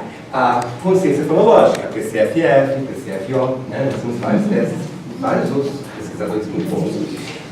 Nós temos medidas de memória fonológica de trabalho, né? O teste RAM, medidas do conhecimento de correspondência letra-som, uma medida de vocabulário perceptivo. So because it's an app, it will be receptive because it's hard to do voice recognition. Yeah. We will have voice recognition for RAN, but it's easier because then the computer knows what it's looking for, right? So the word you can store. Yeah. It's a little bit harder to do expressive vocabulary. So they will hear a word and then they have 2 pictures and then they have to place the word on the screen. Peabody, picture matching. But you could also present one picture and children would name that picture. Yeah, but it's a problem because then you need voice recognition. Yeah. And if they say a different word, then the computer needs to be really intelligent to know whether it's But we have done that in Brazil. Okay. Então, olha que lindo que ela está falando. Então, que é medida de vocabulário receptivo, porque se fosse expressivo, teria que fazer reconhecimento de voz. E qual é o problema de fazer reconhecimento de voz? Que é a variabilidade das palavras que podem ser aplicadas para nomear figura, concorda? Mas no Brasil nós já temos os testes de nomeação de figuras, a gente já sabe a univocidade. University, the agreement, name agreement, we have 100% agreement of certain pictures. On the computer? Yeah, they have been tested with 60,000 students. That's great. E a medida de compreensão oral, né, o teste de compreensão de leitura de sentenças, não, sentenças faladas, né, a compreensão auditiva, mas ela não aplica leitura. E o histórico familiar, lógico. Por que é que ela vai fazer screening? Só vai fazer screening porque vai ter uma intervenção específica, dependendo do déficit que for identificado. Então, o aplicativo vai identificar qual é a área de fraqueza da criança e já prescrever atividades lúdicas para estimulação. E ela vai acompanhar o efeito disso. Wonderful. So this is something I just wrote. You probably, some of you saw this, so I wrote it for the examiner of the IDA. It's an article that just came out a couple of weeks ago, I think, right? So what does early screening look like? So this is just an acronym that spells screen that is important to include. So a screener should be short, it should be comprehensive and include all areas. It should be resourceful. What I mean is if a school district already has the CTOP, already has the RAN, or has the PLS, you could use that as a resource. It doesn't always have to be like one specific standardized test. It has to happen early. You have to include kids who are second language learners or dialect because they have a high risk. You have to ask for the genetics, the familiar risk. You need to have evidence-based response to screening in place, and it needs to be developmentally appropriate, so you don't want to screen for comprehension in preschool, for reading comprehension in preschool, as a, like, Perfect. you know, example. Então ela And fez... these are my two sons. Proud mom. Wonderful. Esses são os dois filhos dela.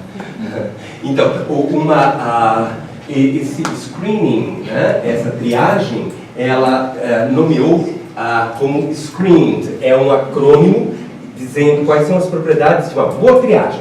Uma boa triagem é curta, é compreensiva, ou seja, cobre muito dos fenômenos, né? É resourceful, ou seja, ela usa todos os recursos que estiverem disponíveis, ela é precoce, ela vai incluir crianças com variações dialetais e que estão ali aprendendo uma língua como segunda língua, como acontece com os bolivianos em São Paulo, por exemplo, né? E ela vai estar sensível à genética e à neurobiologia, com base em todas aquelas evidências do que se espera, né? E ela será elaborada com base nas evidências científicas, né? E ela vai ser apropriada desenvolvimentalmente à criança que se está avaliando. Então, por isso que não se avalia leitura de crianças aos 4 e 5 anos de idade. Alright, so now we come to the end, finally. So we'll talk about education and clinical implications. I wanted to show you this because there's a paper that we published last year that basically combines everything I just said in one paper. So it shows like from prenatal all the way to later ages, how the genetics plays a role, the brain, the perceptual cognition level, all the environmental factors, how they interact, and what are some of the protective mechanisms. So if you want to read a summary and you want to read it in English, then that will be a good paper. Esse paper que ela publicou, Ozernov e Palchik, ele sumaria tudo aquilo que ela, dos 15 anos, num único artigo. Eu o tenho aqui na minha bolsa, se alguém quiser. And I read it before. E é maravilhoso. E aqui... você pode baixar facilmente, é só digitar. Se você não tiver, eu forneço o link, eu te mando o PDF. Então, é só me escrever. Então, ela vai falar dos fatores genéticos, né, do nível de maturação cerebral, ela vai falar do nível de desenvolvimento cognitivo e ela vai falar dos fatores ambientais em que está essa criança. Ou seja, inclui tudo. O ambiental, ou seja, o tipo de escola em que a criança está, o suporte que ela recebe dos pais, o nível socioeconômico dos pais, o nível de leitura dos pais. Aqui, em termos de nível cognitivo, ela vai falar de linguagem, de atenção, de memória, né? E de desenvolvimento cerebral, ela vai falar de toda a estrutura do cérebro, tudo aquilo que ela falou, ela vai sumariar. Isso aqui é ideal para a gente mandar no envelope para o Conselho Federal de Psicologia. This is ideal to present to the Federal Council of Psychology. Okay, and this is just another overview about the brain that's also from the same paper.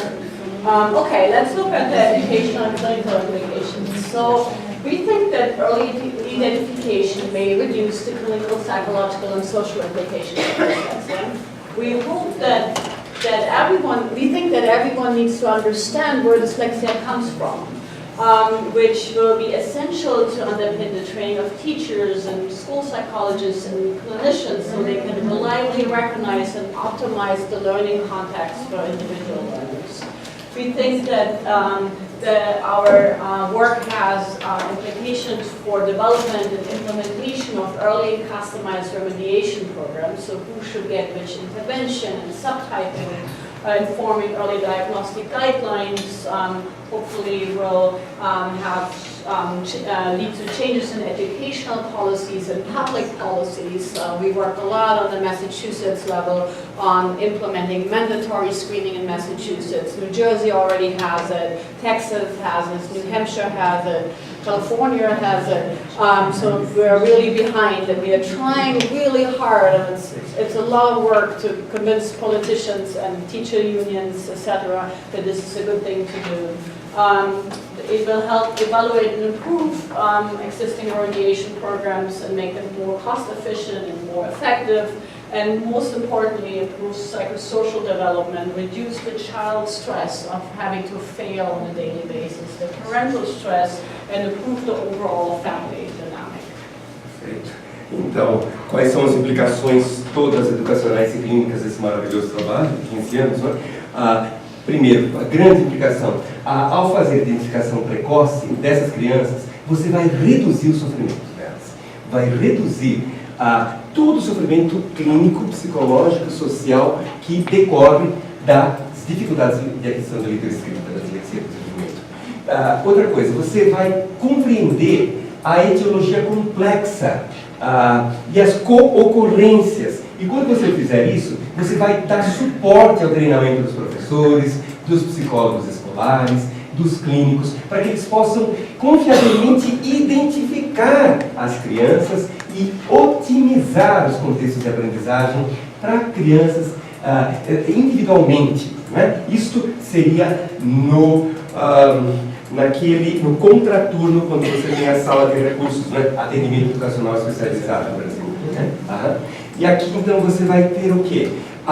O desenvolvimento e a implementação de programas de remediação precoce customizados à criança, adaptados à criança, para os subtipos de dificuldades. E aí, para cada subtipo, você vai ter uma remediação individualizada. Você vai conseguir alimentar as diretrizes para diagnóstico, você vai aperfeiçoar essas diretrizes para diagnóstico. E você vai auxiliar as mudanças nas políticas públicas, não é? Para a identificação de crianças que têm risco de aprendizagem e para que os currículos escolares sejam adaptados a essas crianças. A BD vem lutando por isso, né? Há muito tempo, mas também em todas as áreas. Né? Então, por que isso é tão importante? Qual seria uma fonte de convencimento dos políticos? Porque é muito mais as pessoas falam incorretamente, elas falam o custo-benefício. É errado falar isso. É o benefício barra custo. Porque o custo é denominador e benefício é numerador. Quanto maior o benefício para o mesmo denominador, melhor. Quanto maior o custo para o mesmo numerador, pior. Então é sempre uma relação benefício barra custo. Então a relação benefício barra custo é muito elevada para fazer identificação precoce, né, dessas crianças. E, claro, você vai reduzir o estresse do pobrezinho, você vai reduzir o estresse dos pobrezinhos dos pais, né? Por que pobrezinho? Porque compaixão é importante. Dislexia é devastador para muitas crianças, né? E, assim, é o lado, para os pais, né, é o lado pessoal que a gente está chamando a atenção aqui, não só o lado científico. Que toda essa beleza de ciência tem uma implicação humana enorme, né? All right, yeah, so I want to thank you to my incredible team. So I have wonderful students and postdocs and collaborators, and we, like, you know, many of you, struggle with funding, and especially with our current president, who wants to take away funding for NIH, which funds most of our work. So the National Institutes of Health funded the BOLD and the Baby BOLD study, the READ study, but then we have a variety of private foundations who stepped up and fund parts of this. But we're still struggling, so we're talking to a lot of funders right now about the app, and so we are really grateful for all these foundations helping us. And we're, very, very grateful to all these families who come and come every year and participate in our research. We couldn't do it without them. And this is my youngest performing his first infant ever. What's her name? That's him, Casimir. Casimir. Casimir. Casimiro. Wonderful. There's a beautiful poet. There's a poet named Casimiro de Gaab. Nice word. Então ela agradeceu todo o time maravilhoso dela, de colegas, de pós-doutorandos, de doutorandos, de mestrandos, de iniciação científica e tudo mais. E ela disse assim, puxa vida, todo esse trabalho maravilhoso pode ser colocado em risco pelo presidente Trump, que está ameaçando retirar os recursos da National Science Foundation, National Institute of Developmental. Bom, frequentemente, felizmente, nós não temos esse problema no Brasil. Porque o nosso presidente sempre... our Brazilian president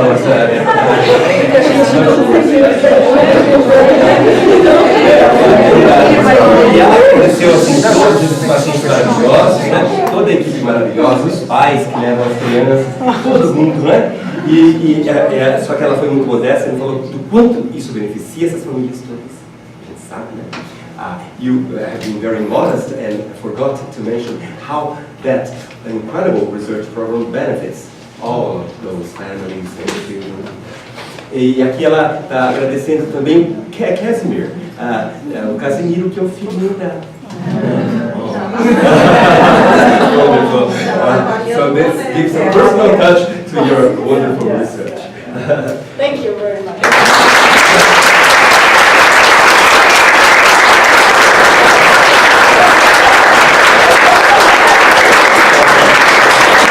Agora é aquele momento solene que a gente diz assim, né?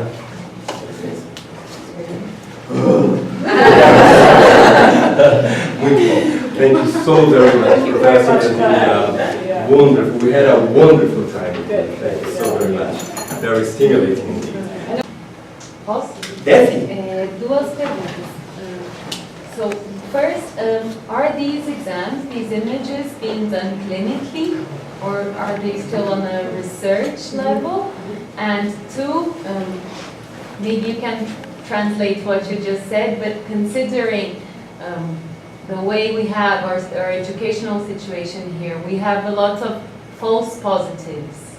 So children who initially may look like dyslexics, but are very bad, very below average due to external or the way they're being taught. Yeah. So how can we deal with Yeah. Very good question. So the first question is no. So the MRI in general, fMRI, is not possible right now to do on the individual level. So, so you cannot, go to a hospital and say I want an fMRI scan and see if my child is dyslexic or not. This is all for research purposes only. Do we ever get there? Maybe. Will it be cost effective? I'm not sure. So that's all things we have to discuss. Regarding the second question was false positive? Oh yeah. So in the app, we act for a purpose, for a reason. We put vocabulary and listening comprehension in there, so that the app technically screens for all reading disabilities, because in kids who are primarily at risk for and primarily have primarily low pre-reading skills due to the environment, you would see low vocabulary because of maybe low home literacy or reduced education in the parents, lower education in the parents, and you often have lower listening comprehension. That doesn't mean these kids don't need intervention, and they don't need maybe a classical dyslexia intervention, but they need intervention that boosts vocabulary, and they need intervention that boosts the listening comprehension. So I think that this app technically is not a dyslexia app. We'll probably not call it a dyslexia app, but it will screen for the bigger umbrella that will then include dyslexia, but will also identify children. So you then at the end may have a child that's at severe risk, but it then will give you severe risk for vocabulary. Then you say, okay, phonological awareness seems to be intact. attack, I really have to boost the vocabulary in this child, and these techniques look completely different than like a classical phonics instruction. And that is why you wrote in your paper that the app is going to benefit not only dyslexic children, because you can screen everything in all the functions. Quite fast. 30 minutes. Nossa, muita coisa que foi apresentada aqui. Ela perguntou se existe significado clínico, educacional, daquelas medidas de neuroimagem, exatamente, né, de neurobiologia. E a resposta da professora foi que, não, aquilo é pesquisar. E o objetivo daquilo é identificar se aquilo que nós estamos medindo é fenômeno ou é epifenômeno. É essencial ou é acidental. Mas aquilo é pesquisa. Não é prático para a atividade educacional e clínica no dia a dia. Mas é essencial. Por isso que faz parte da apresentação dela. E aí, como lidar com os falsos positivos. Como lidar com falsos positivos.